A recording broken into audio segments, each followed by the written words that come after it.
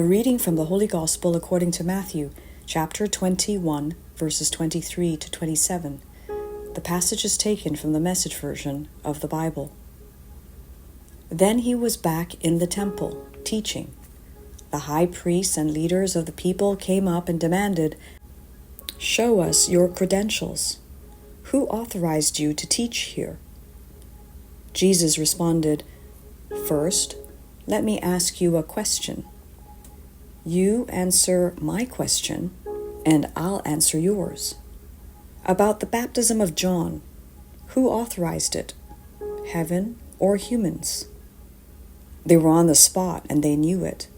They pulled back into a huddle and whispered, "If we say heaven, he'll ask us why we didn't believe him. If we say humans, we're up against it with the people, because they all hold John up as a prophet." They decided to concede that round to Jesus. "We don't know," they answered. Jesus said, "Then neither will I answer your question." The Gospel of the Lord. Good morning. Let's listen to a short reflection according to St. Matthew chapter 21 verses 23 to 27. Authority rooted in God's will. Today's Gospel reflects the conflict between Jesus and the religious authorities of his time.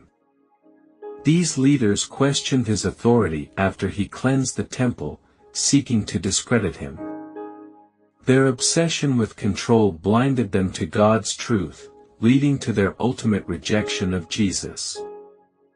This theme resonates deeply with contemporary events in the Catholic Church. Throughout history, human institutions, whether political, social, or religious, have struggled with power. Recently, we have seen tensions within the Church over reform, accountability, and tradition. Pope Francis calls for synodality, invite us to reflect on authority as a means of service rather than control, echoing Jesus' example. Similarly, if we strive for justice and freedom, we may encounter resistance from those in power. These struggles challenge us to live out the Gospel's call to be fearless witnesses to the truth. Jesus' response to the religious leaders reminds us that true authority comes from God.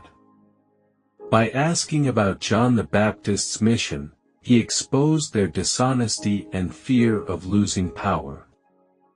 This invites us to examine how we exercise authority in our lives. Be it in our families, workplaces, or communities.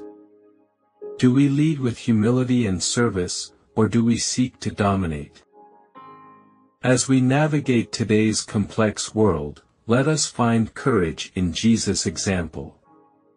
Amidst pressures to conform or remain silent, may we remain steadfast in faith, trusting that God's authority surpasses all human power.